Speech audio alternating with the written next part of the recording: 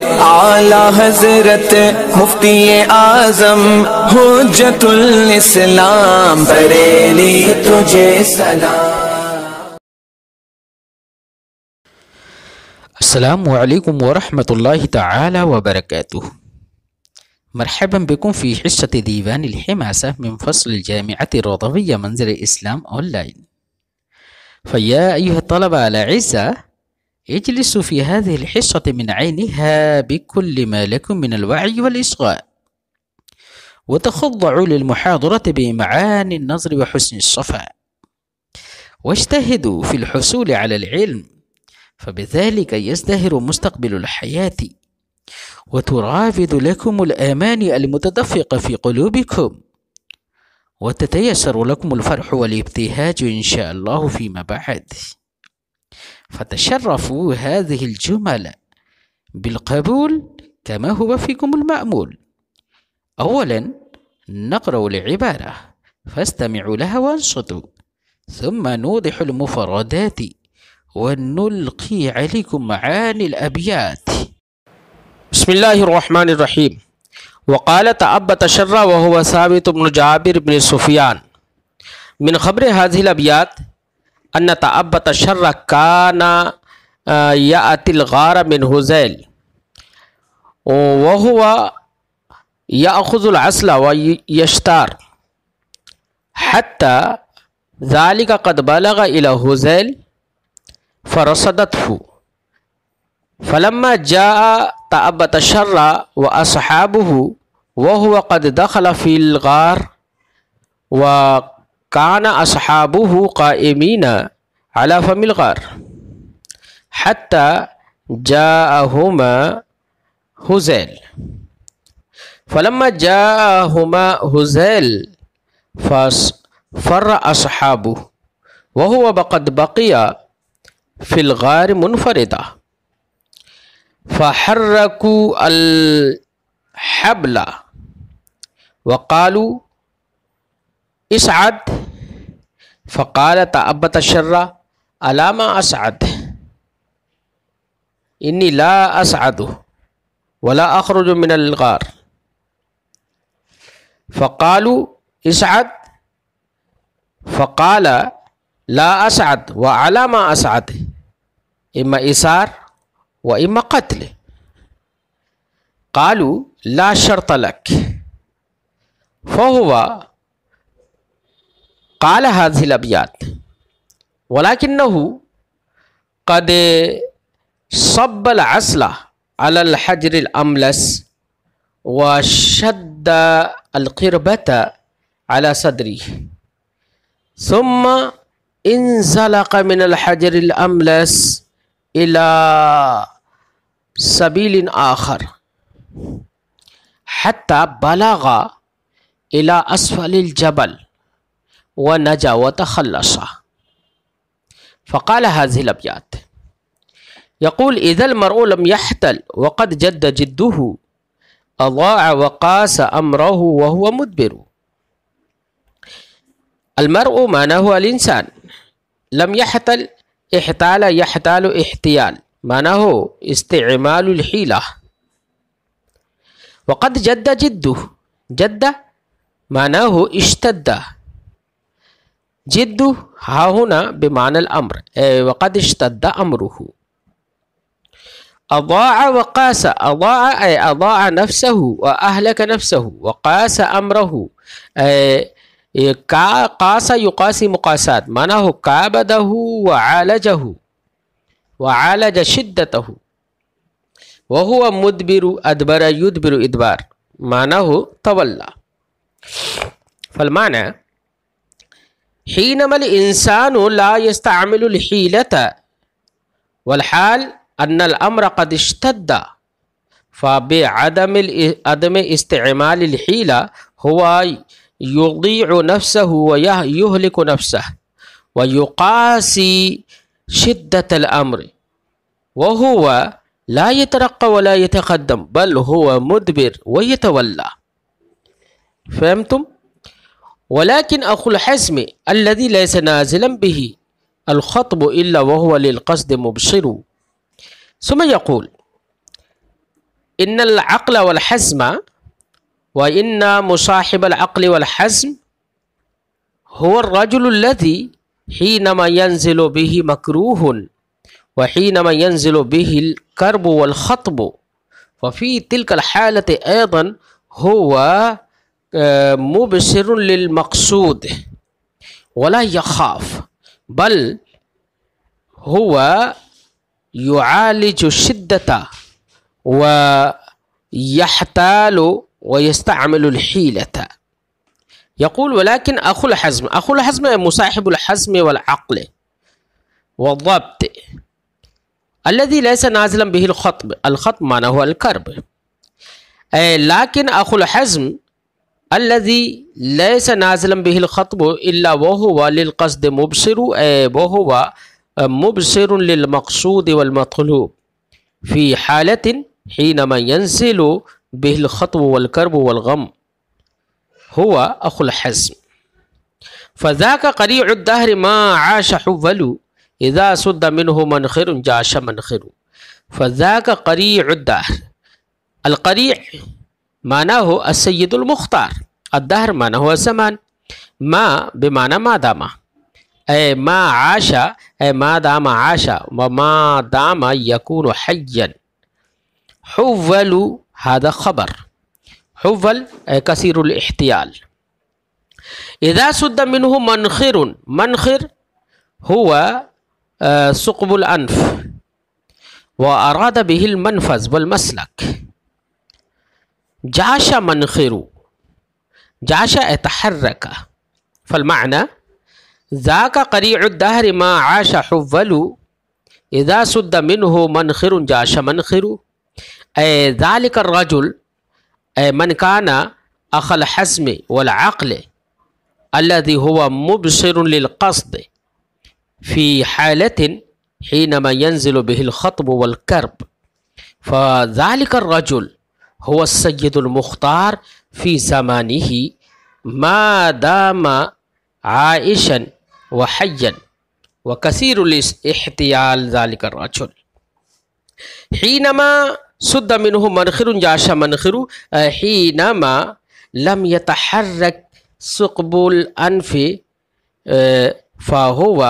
فثقب الأنف الآخر هو يتحرك، أي حينما هو لا يجد حيلة فهو يسرع إلى حيلة أخرى ويستعمل حيلة أخرى.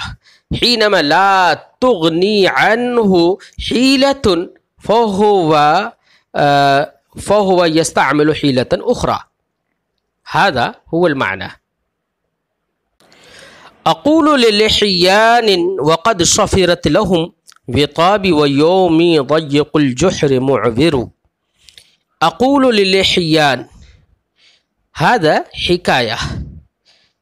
أقول بمعنى قلت، أقول للحيان أي قلت للحيان وقد صفرت لهم بطاب. صفرت لهم، صفر معناه خلا وقرب، لهم بطاب، بطاب معناه ها هنا احتمال، كثير من الاحتمالات، منها أن يكون المعنى قد خلا قلبي من ودهم، فالمراد من الوطاب القلب، كأنه يريد وطاب ودي. ومنها أن يراد أن نفسي قد أشرفت على الهلاك بسببهم. ومن تلك الاحتمالات أن يراد بالوطاب الجسم، فالمعنى وقد صفرت لهم وطابي أي كاد تفارقه الروح. ومنها أن يراد بالوطاب ظرف العسل التي صب العسل منها على الجانب الآخر وركبه متزلقا عليه حتى لحق بالسهل. فهمتم؟ فها هنا هذه الاحتمالات. يقول أقول للحيان وقد صفرت لهم بطابي ويومي ضيق الجحر معبر. الجحر معناه المنفذ، معنى كون اليوم ضيق المنفذ معناه ألا يجد صاحبه مخلصا وسبيلا، والمعذر من أعذر لك الشيء إذا بدت لك أورته وهي موضوع المخافة.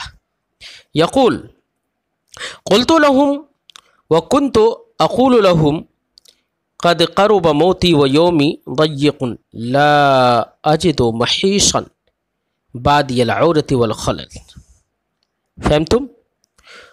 هما خطة إما إيسار ومنة وإما دم والقتل بالحر أجتر.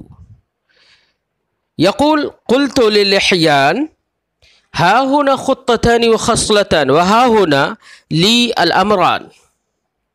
فهمتم؟ فالضمير هما لأمرين مقدرين، هما خطتان أي ها هنا لي أمران وخصلتان.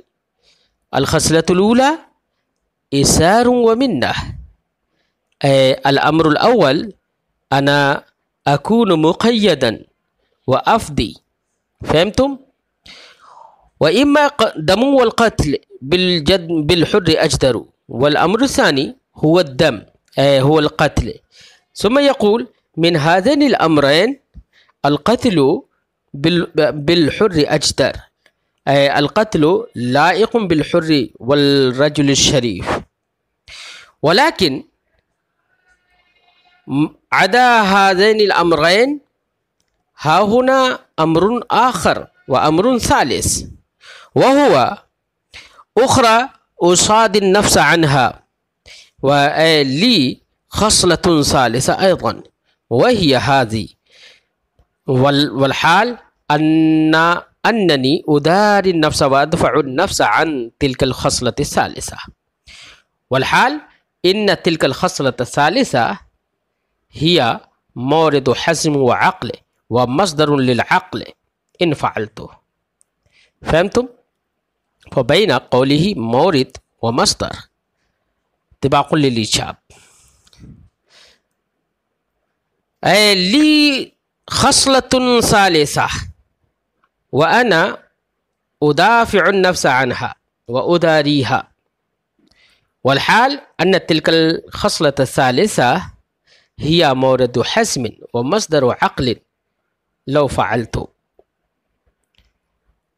ولكن ثم يقول إنني اخترت تلك الخصلة الثالثة وهي هذه التي يبينها في البيت الآتي. يقول وأخرى أصاد النفس عنها وإنها لمورد حزم إن فعلت ومصدر فرشت لها صدري، فرشت لتلك الخصلة الثالثة صدري، فرشت صدري بسطت صدري على الحجر الأملس، وهو أنه أولا صب العسل على الحجر ثم هو شد الوطاب على صدري ثم انزلق من الحجر حتى وصل إلى سهل الأرض. فهمتم؟ وبذلك هو تخلص ونجا. فرشت لتلك الخصلة الثالثة صدري فزل عن الصفا به جوجوع عبل ومتن مخصر، فانزلق عن الحجر الأملس. الصفا معناه الحجر الأملس. فانزلق عن الحجر الأملس صدر وسيع قوي سمين. عبل معناه قوي، جوجوع صدر وسيع حيث يشق في شقتين فهذا يمكن، ومتن مخصر. فانزلق عن الحجر الأملس صدر وسيع قوي سمين ومتن دقيق. متن معناه الوسط. فهمتم؟ ووسط دقيق مخصر دقيق. فخالط سهل الأرض لم يقدح الصفا به قدحة والموت خزيان ينظر فخالت فوصل من الجبل إلى سهل الأرض بتلك الحيلة والحال أن الحجر الأملس لم يؤثر بذلك الصدر أثرا والموت كان ينظر خزيان وقد وقعت الذلة والهوان على الموت حيث هي طمع بموتي والموت كان يتصور أنني سأكون في فمه ولكن إنني قد تخلصت ونجوت فبذلك وقعت الذلة والهوان على الموت وهي كان ينظر خزيان ويتحير. فهمتم؟ سهل الأرض هو ما يقابل الجبل. فهمتم؟ فأبت إلى فهم ولم أك آئبا وكم مثلها فارقتها وهي تصفر. أبت أي رجعت إلى فهم. فهم هي قبيلة الشاعر. ولم أك آئبا أي لم أك آئبا أي راجعة. وكم مثلها فارقتها وهي تصفر أي كم من مثل هذه الحوادث أي كثير من الحوادث قد فارقتها وتخلصت منها وتلك الحوادث هي تصفر وتصوت وتصيح. فهمتم؟ إنني قد رجعت من ذلك الغار إلى قبيلتي والحال إنني لم أك آئبا وراجعا ومثل هذه الواقعة كثير من الحوادث قد وقعت علي وإنني قد نجوت وتخلصت منها. يقال بالأردية تعبت الشرا نے کہا اور یہ تعبت الشرا اس کا نام ہے ثابت ابن جابر بن سفیان. اس نے کہا واقعہ آپ کے سمجھ میں آ گیا ہوگا. اس نے یہ اشعار تب کہے تھے. یہ حذیل کے غار میں جا کر ہر سال شہد توڑ کے لے آتا تھا.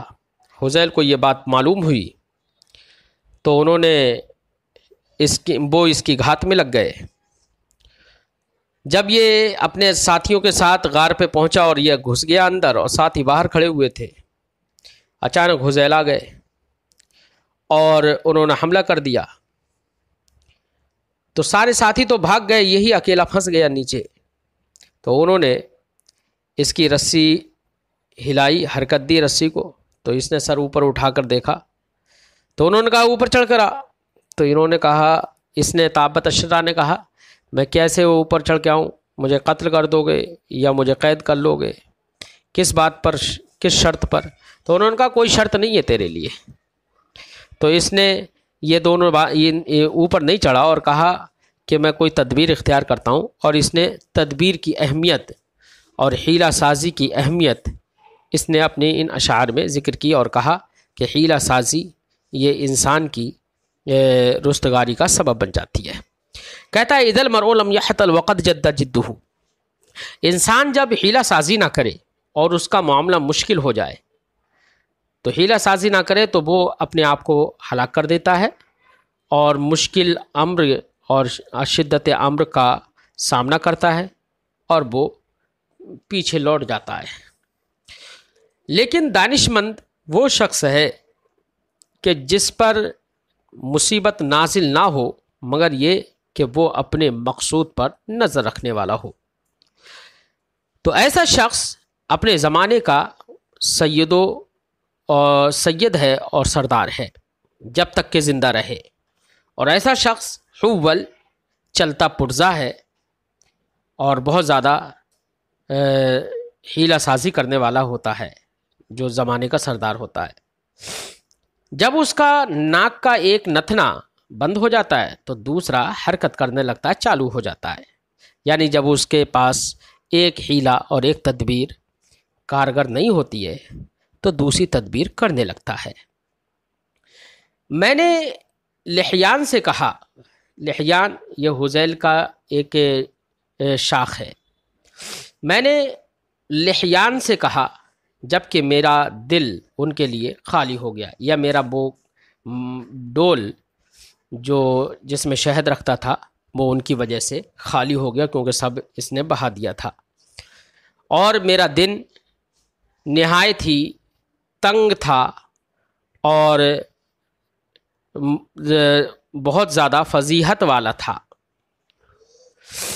تو میں نے ان سے کہا کیا ہمارے لیے یہاں پر، میرے لیے یہاں پر دو امر ہیں، دو خصلتیں ہیں۔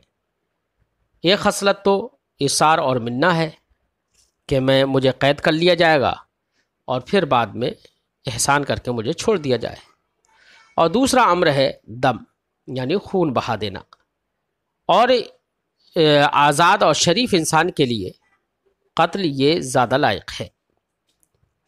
اور یہاں پر ایک تیسرا امر بھی ہے میرے سامنے، وہ حالانکہ میں اپنے نفس کو اس سے دور رکھ رہا ہوں، حالانکہ وہ تیسرا امر یہ حزن و عقل اور دانش مندی کا مورد و مصدر اور سرچشمہ ہے اگر میں اس کو کروں۔ تو میں نے تیسرے امر ہی کے لیے اپنے سینے کو بچھا دیا، تو وہ سینہ، وہ مضبوط اور موٹا تازی وسیع سینہ اور پتلی کمر اس چکنے پتھر سے پھسلا، اور پھسلتے پھسلتے فخالط ساحل الارض، تو ہموار زمین سے جا ملا، اور اتنا ہموار زمین سے اتنی دور چلا گیا ہموار زمین میں، اور لم یقتحش صفا بھی، جبکہ پتھر نے اس سینے پر بالکل بھی اثر نہ کیا۔ والموت خزیان ینظر، اور موت رسوا ہو کر دیکھ رہی تھی۔ موت کو یہ امید تھی کہ شاید یہ اس کے منہ میں جانے والا ہے، لیکن یہ نجات پا گیا، اس لیے موت بڑی رسوا ہو کر دیکھ رہی تھی۔ مطلب کہا جاتا ہے کہ یہ جس غار سے شہد ڈال کے پھسلا تھا اور جس ہموار زمین میں پہنچا، تو وہاں اور وہاں کے بیچ جو لمبی مسافت تھی وہ 3 دن کی تھی، اتنی دور پہنچ گیا اور نجات پا گیا۔ تو کہتا ہے فَعُبْتُ إِلَىٰ فَحْمٍ، تو میں اپنے قبیلہ فہم کی طرف لوٹا، اس حال میں کہ میں لوٹنے والا تو نہیں تھا۔ وَكَمْ مِثْلِهَا فَارَقْتُهَا وَهِيَ تَصْفِرُ، اور اس جیسے کتنے واقعات ایسے ہیں جو میری زندگی میں میرے سامنے آئے، جن سے میں دوچار ہوا اور میں ان سے رستگاری حاصل کر کے ان سے جدا ہو گیا، الگ ہو گیا، رستگاری پا گیا۔ وہی تصویر، وہ حوادث میرے لیے چیختے رہے۔ تو اس میں شاعر نے صرف یہی بتایا کہ ہر آدمی کو اپنے پریشانی کے عالم میں تدبیریں کرنا چاہیے، کوشش کرنا چاہیے، اور جو تدبیریں نہیں کرتا ہے پہلے ہی بزدلی کے خاطر، بزدلی کی وجہ سے ہار مان لیتا ہے، ایسا انسان دانشمند نہیں ہے۔ السلام علیکم ورحمۃ اللہ وإلی اللقاء۔